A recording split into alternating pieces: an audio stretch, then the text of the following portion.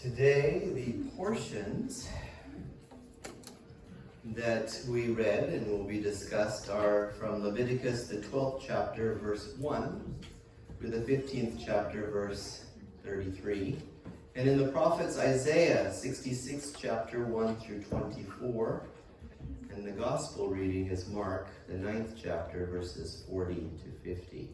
I know some of you who read it this week or read it in years past thought, oh, I love talking about leprosy. It is my favorite topic. Who doesn't love some communicable disease now and again? We could argue about whether it actually was leprosy or not, but that's a topic for another day. What I want to do today, hopefully, is to show that there is always an interconnectedness between everything in God's Word. They're not isolated things. They don't live alone on an island, but there's this interwoven unity and cohesion through everything, and that is on purpose. There are no coincidences when it comes to the thing of God. Let me talk a little bit about exclusion. There are few experiences in this life more painful than exclusion. Across the long march of history, exile has been one of the most feared of human realities. While there are many factors that can and have led to exile, disease has been a hallmark of separation in societies. In medieval Europe, those afflicted with visible disease were often forced to walk through villages ringing bells, announcing their presence so that others might withdraw. They were not merely ill, they were considered untouchable. They existed in a space between life and death, seen and yet unseen. And yet long before medieval Europe, the Torah had already described such a condition. Those afflicted with the spiritual physical illness called sara'at were labeled metzora, or one who is diseased. But the Torah does something remarkable. It does not merely describe exclusion, it encodes it within the secret of return. We begin with a question that must be asked. Why does the Torah devote such extended attention to matters of tumah, or ritual impurity? Childbirth, skin afflictions, bodily emissions.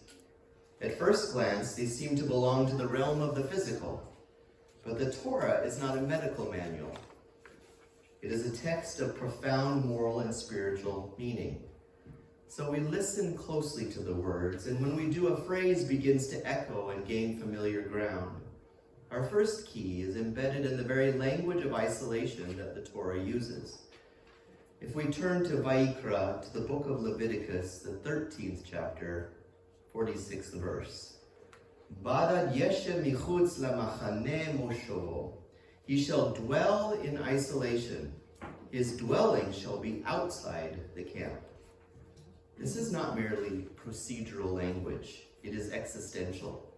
The word badad means apart, but it is also so often with the case of most Hebrew words that there are many deeper layers of meaning. Badad conveys a deep loneliness, a severing from community, from presence, from belonging. It is to be forsaken. And the phrase michutz lamachane, outside the camp, is not simply geographic. It is theological.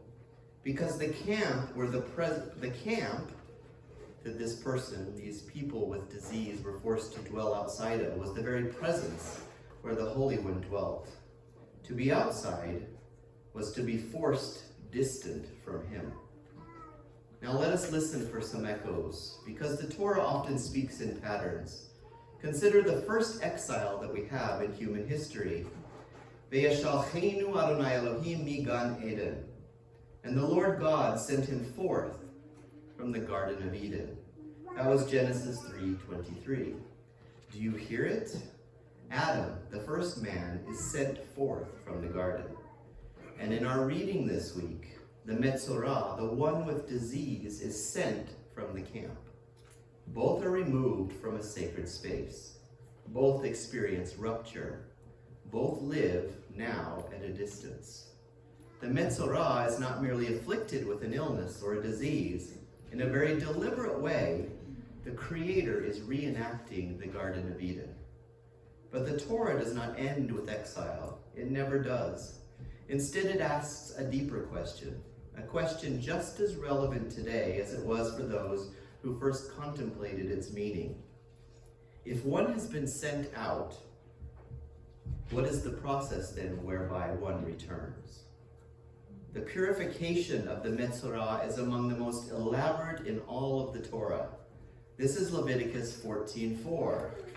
And the priest shall command, and he shall take for the one to be cleansed 2 living clean birds, and cedar wood, and scarlet thread, and hyssop. 2 birds, one is slain, and one is released. Cedar, tall and proud. Hyssop, low and humble. Scarlet, evoking blood, life, and sin.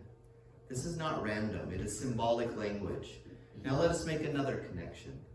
Where have we encountered hyssop before?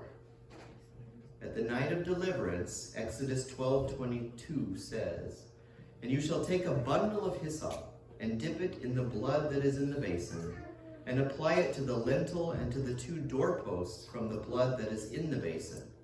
And none of you shall go out from the entrance of his house until morning." Hyssop applies the blood of the lamb. Hyssop marks the doorway between death and life. And now we see hyssop making another scriptural appearance, not in Egypt this time, but in the life of the outcast, which leads us to a startling realization. When the Metzorah, the one with disease, returns, it is a personal exodus. In ancient Near Eastern cultures, thresholds were considered sacred spaces. To cross a threshold was to move from one realm into another. Think a groom carrying his bride across the threshold of the home after their wedding. In Egypt, the blood upon the doorposts marked such a threshold, a line between judgment and mercy, between death and life. In Leviticus, the Metzorah stands at another threshold, the threshold between outside and inside, between exclusion and restoration, between a living death and a restored life. The ritual is not merely about cleansing, it is about crossing over. Because at the heart of the Hebrew story is this idea of crossing. The word Hebrew, ivri, comes from the root that means to pass over or to cross through. Abraham was called the Hebrew, the one who crossed over.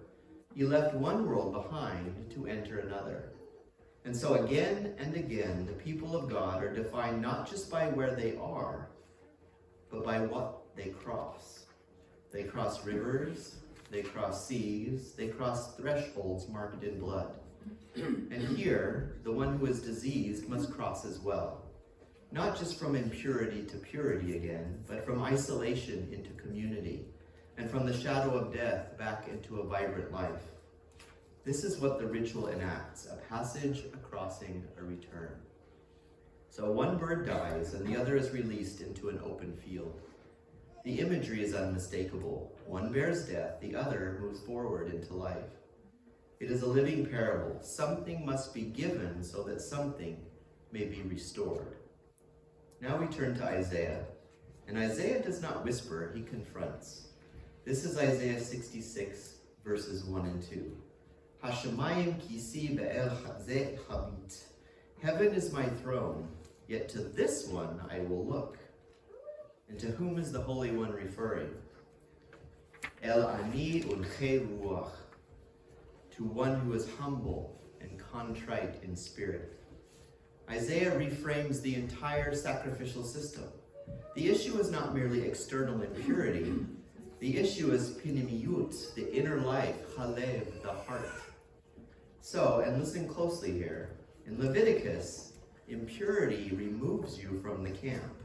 In Isaiah, pride removes you from God. The Metzorah becomes a symbol, not merely of disease, but of distance caused by inner disorder, chaos, turmoil, a troubled spirit. In rabbinic literature, there is a recurring metaphor, the human being as a A vessel that is cracked cannot hold what it is designed to contain. In the ancient temple, a cracked vessel could not be used for sacred service. Isaiah is saying the problem is not the outside of the vessel, it is the fracture within. Now we arrive at the words of the Master, Yeshua. And once again, the language is symbolic, dense with divine resonance. For everyone shall be salted with fire, we read in Mark 9:49. That's a startling phrase, is it not? What does that mean, to be salted with fire? What are we to make of it? The Torah provides the key in Leviticus 2:13. Al kar karbancha tikrev malach. Upon all your offerings you shall present salt. Salt preserves. It signifies covenant. Fire refines. Fire purifies. Yeshua brings them together. What if the implication is this, that the system has moved inward? The offering is no longer only external. The offering is the Adam, the human being. To be salted with fire is to undergo transformation. The Master continues, if your hand causes you to stumble, cut it off. This is not excess, it is urgency. Because anything that causes separation must be removed. Otherwise, the pattern repeats. Exile, distance, other. And now the final and deepest connection. In the Torah, the impure are set outside the camp. But in the gospel narrative, Yeshua goes outside. The pure one enters the place of exclusion. The one who belongs within is cast without. Why? So that those who are without may come in. There is an old story told of a king who desired to restore a broken province. A great chasm separated the people from the royal city. No one could cross. So the king did something unexpected. He built the bridge from his side, and then he crossed it first, so that others might follow.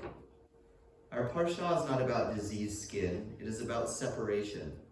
Isaiah is not about ritual failure, it is about the heart. Yeshua is not about abolishing the sacrificial system. He is revealing its divine goal. There is always a way back. From exile, from distance, from being badad, from being alone. And that way is not merely a path, it is a sacred glance into the very heart of God. The one who was sent outside the camp now stands at its entrance and invites us to return home. And yet even home is not the end of longing, because something in the human soul still listens even after the word return has been spoken, still wondering if it is truly allowed to stay.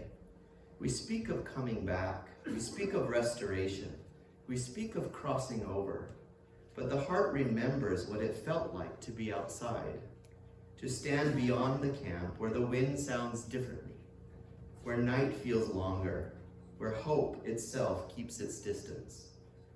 There is a word in Hebrew for place, makom, but in a deeper whisper it is also a name, because every place we have ever stood, even exile, has never been empty of him. Not even there, not even outside, and so the mystery deepens. If God is there in the shadows and fractures and hidden grief, then exile was never absence, only awareness. Awareness of distance, awareness of brokenness, awareness of longing. There's another word that lingers, ga'agua. In Hebrew, this means sadness, but so much more. It is longing and memory that still burns within. Homesickness for what the soul cannot name but can never forget. And perhaps that is what the Metzorah reveals. Exile is not only a location, it is a condition of longing, and longing is where the Holy One speaks to us. Because he does not waste empty spaces, he enters them. He meets us there, not as an idea, not as a distance, but as a living presence. And so the story turns. Outside the camp is no longer only rejection, it becomes a place where God is found. The one who carries every exile, every fracture, every fear of not belonging, he goes there first.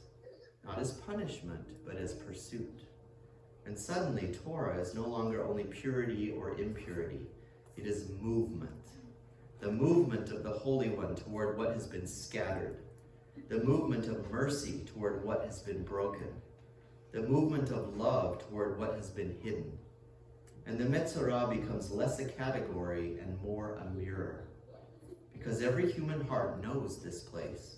Every human heart knows the question, is return still possible? And into that question, Yeshua speaks, not from distance, not with hesitation, not with conditions, but with nearness. He steps beyond the boundary. He crosses what others will not cross. He enters the makom of separation itself. And there, in that place of outside, he becomes a place of return. Because love does this when it is unafraid. It goes further than the wound, further than shame, further than silence, all the way into exile, until exile forgets its own name. And perhaps this is the hidden truth. The Holy One does not only call us back, he comes out to meet us. He stands in the rechov, the open places. He stands in the field. He stands where distance once ruled. And he does not ask us to climb or clamber our way out. He becomes the way home. So the question is no longer distance, it is recognition. Will I recognize the one who came outside for me? Because he is there, still there, in every place once called far. And he speaks softly there, come, follow me. And in that word, everything turns. The bird is released, the threshold opens, the exile ends. And what remains is not return alone. It is communion. It is belonging that cannot be undone. It is love that went outside the camp and therefore can never be shut out again. And so we listen, not for our own footsteps back, but for his nearness, because he is not waiting beyond the veil. He is standing in silent places, and always he is calling us home.